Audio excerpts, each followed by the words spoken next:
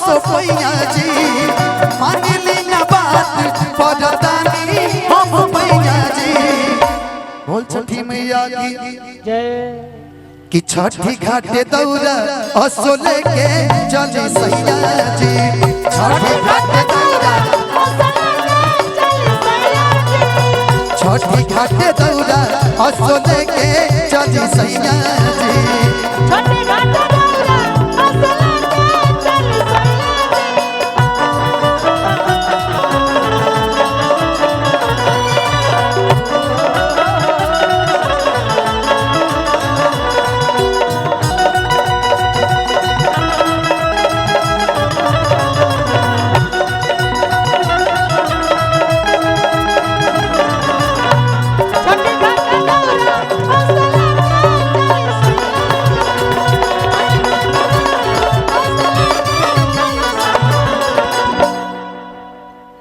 कि पहिले पहिले हम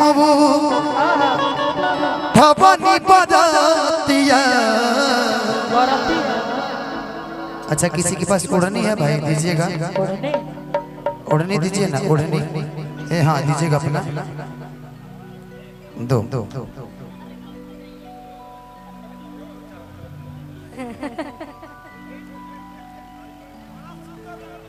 फिर से भाई इधर इधर कि पहिले पहिले तू ई कहली हमरा से ए बलबला कि पहिले पहिले हम ठबनी बरतिया। ओ माय गॉड कि दोनों बेरा दे हम दीना नाथ के अरघिया कि पहिले पहिले हम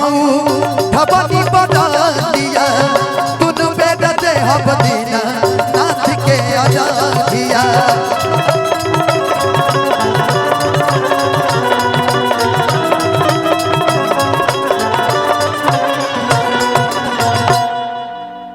ऐसे न कनिया कि तोहरे के कनिया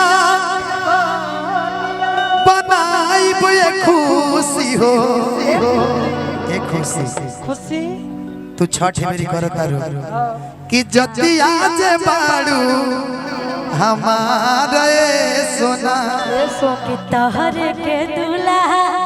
बनैत धनंजय हो ओहो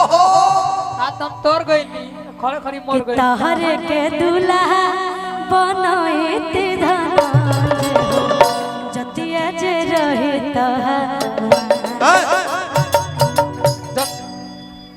गलत हो रहा है देखिए खुशी जी गलत हो रहा क्या हो रहा है सही बोल रहे हैं ये कहिए ना कि जतिया तू बड़ा हमार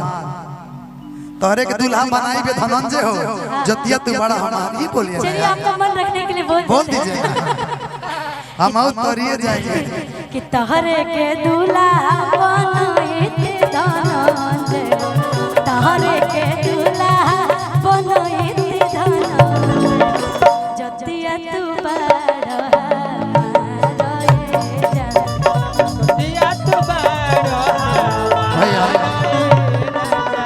जब छठ उठाइए तो हम कहनी हम कि पहिले पहिले हम ठबनी बरतिया दोनों बेरा दे हम दीना नाथ के अरघिया।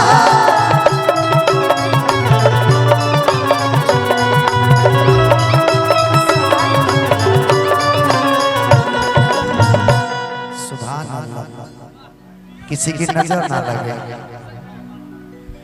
आप पता है गदर की जो हीरोइन है ना गदर 2 में उसकी हीरोइन आप लग रही है। ओह माय गॉड अच्छा विनोद भैया सादर प्रणाम कि साल भोपा तू ये मेरा ये छठ कितनी बार मनाई जाती है पता है 2 बार मनाई जाती है चैती छठ और एक अभी जो हो रहा है कि साल भोपा तू ये मेरा आवे इस समैया जी ए सोना आजा दुबई से घर कि छठी घाटे दौरा असो लेके चली सैया जी छठी घाटे दौरा लेके चली असो सैया जी।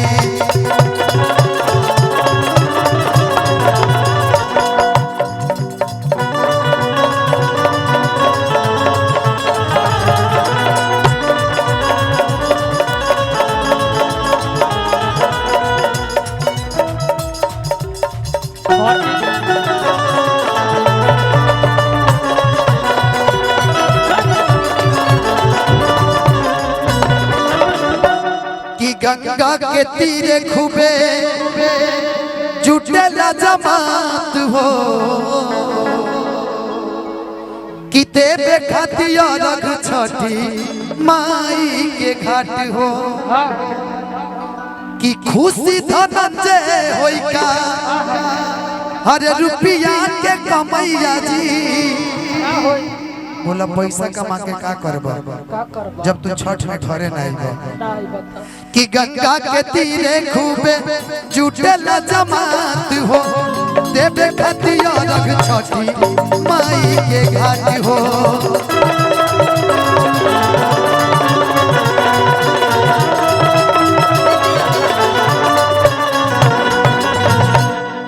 कि सदमा धनंजय होई का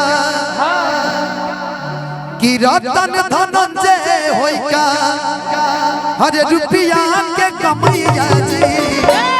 राजा जी कि छठी घाट के दौरा लेके चली असो सैया जी छठी घाट के दौरा छठी घाट के दौरा असो लेके चली सैया जी छठी घाट के दौरा